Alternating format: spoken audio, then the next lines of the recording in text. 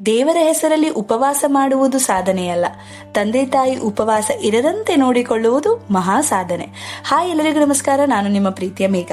ಇಂದು ನಾನು ನಿಮ್ಮೊಟ್ಟಿಗೆ ಕುತೂಹಲಕಾರಿ ವಿಷಯಗಳನ್ನು ಶೇರ್ ಮಾಡ್ತೀನಿ. ನಿಮ್ಮ ಮೆದುಳು ನಿರಂತರವಾಗಿ ತನ್ನನ್ನು ತಾನೇ ತಿನ್ನುತ್ತಿರುತ್ತದೆ. ಈ ಪ್ರಕ್ರಿಯೆಯನ್ನು ಫಗೋಸೈಟೋಸಿಸ್ ಎಂದು ಕರೆಯಲಾಗುತ್ತದೆ. ಅಲ್ಲಿ ಜೀವಕೋಶಗಳು ಸುತ್ತುವರಿಯುತ್ತವೆ ಮತ್ತು ವ್ಯವಸ್ಥೆಯಿಂದ ತೆಗೆದುಹಾಕಲು ಸಣ್ಣ ಕೋಶಗಳು ಅಥವಾ ಅಣುಗಳನ್ನು ಸೇವಿಸುತ್ತವೆ. ಚಿಂತಿಸಬೇಡಿ, ಫಗೋಸೈಟೋಸಿಸ್ ಹಾನಿಕಾರಕವಲ್ಲ. ಆದರೆ ವಾಸ್ತವವಾಗಿ ನಿಮ್ಮ ಬುಧು ದ್ರವ್ಯವನ್ನು ಅಂದರೆ ಗ್ರೇ ಮ್ಯಾಟರ್ ಸಂರಕ್ಷಿಸಲು ಸಹಾಯ ಮಾಡುತ್ತದೆ. ಟೈ ಧರಿಸುವುದರಿಂದ ಮೆದುಳಿಗೆ ರಕ್ತದ ಹರಿವನ್ನು 7.5% ಕಡಿಮೆ ಮಾಡಬಹುದು.